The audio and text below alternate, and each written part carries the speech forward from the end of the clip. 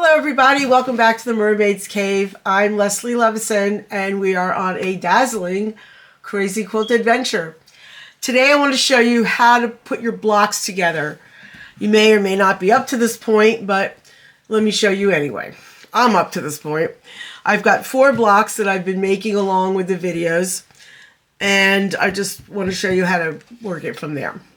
So way back when we started, I mentioned that you should always mark your blocks with what the muslin size is in case you need to make more blocks.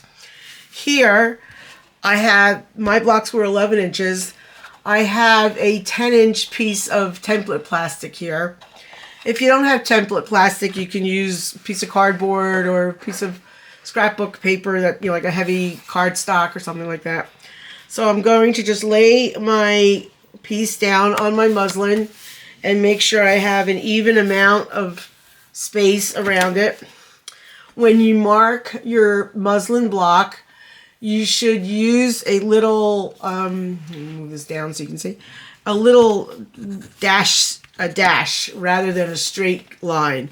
The reason for that is that if you try to do it in a straight line, your fabric's going to get caught on the pencil and it's not going to be an even line. So I just kind of make dashes like this, and that way I have my line, okay? And I'm going to go all the way around so that when you're done, it looks, I have my lines all the way around, dot, dot, dash, dash, dash, dash, okay? You have a couple of choices of how to put your blocks together. One way to do it is to make a little sashing to go in between each one. If you're a quilter, you're familiar with sashing and posts. If not, this is what it is. Because it's a crazy quilt, I always back my sashing fabric with a muslin, and then I can mark my seam allowance on the muslin. And this way the weight is consistent with the weight of the crazy quilt. So I would just pin this together just like you would a quilt.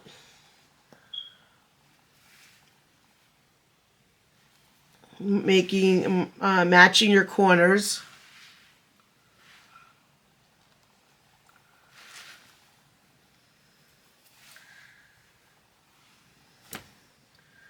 And you can sew it together either by hand or by machine.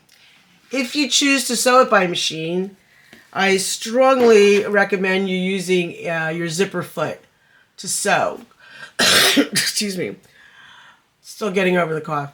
Because see, what happens with the zipper foot is you can sew right along the seam and you don't have anything into the block itself. A regular foot is much wider. So that's just a little hint. So I would sew this across, and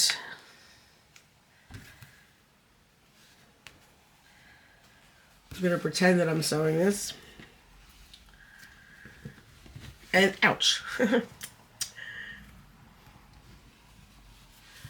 And then flip it over. And then you would add your other piece on the other side.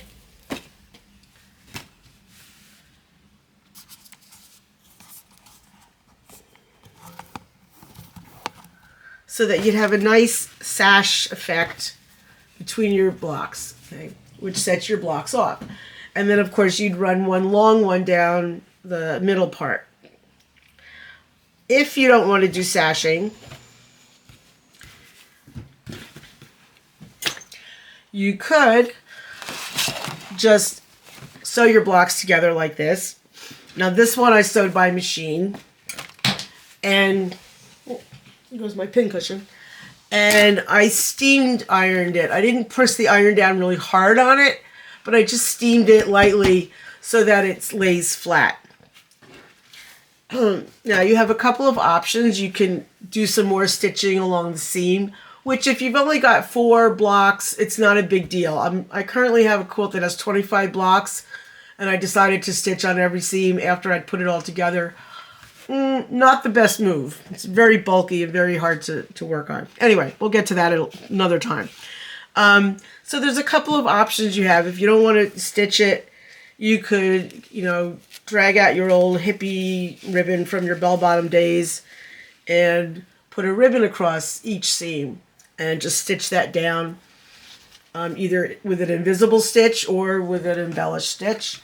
You could also use a solid ribbon like a velvet and either use it as is, or if you're, a little mad, a little crazy, you could embellish the ribbon and then sew it down. That would be very pretty also. For this quilt, I'm going to just leave the seams unembellished. There's a lot of pattern going on, so I think it won't read so blocky. There's a couple of other things I wanted to show you. If you were working with all velvet, for example, this was a velvet quilt that I did as a sample for a class, and I wanted it very much to look like an old-fashioned quilt, which I think it does. I never finished it because it was a class sample, so I still have a lot of the basting threads in the border. But what I want to show you is here I've actually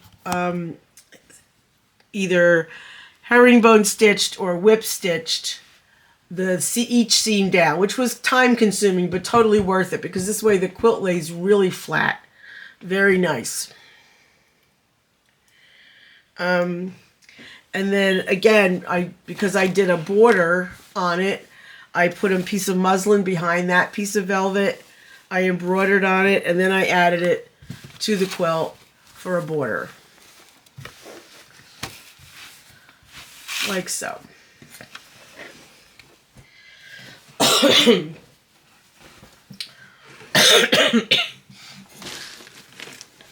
one more thing. This is called the bell pull. Great bell pull. It's got sashing in between each block. So each block is separated by green sashing. Each sashing has decoration on it. A lot of bead, a lot of gold thread. This one has bullion stitch done in a velvet thread. And this one has cast on stitch done in watercolors and water lilies. And then at the bottom, I did a shaped bottom with bead fringe. After we go through all the finishing processes, the next video will be about doing bead fringe and bead swag, and we will get back to some of the embroidery and beadwork and embellishment and all that, because once you've finished one project, you then can start another one, right? Excuse me. So please like and subscribe, and if you have other quilting or embroidery or embellishment friends, please share the video and help me grow my channel and help me retire, okay? Anyway, that's it to this time from the Mermaid's Cave, and we'll see you next time. Bye-bye.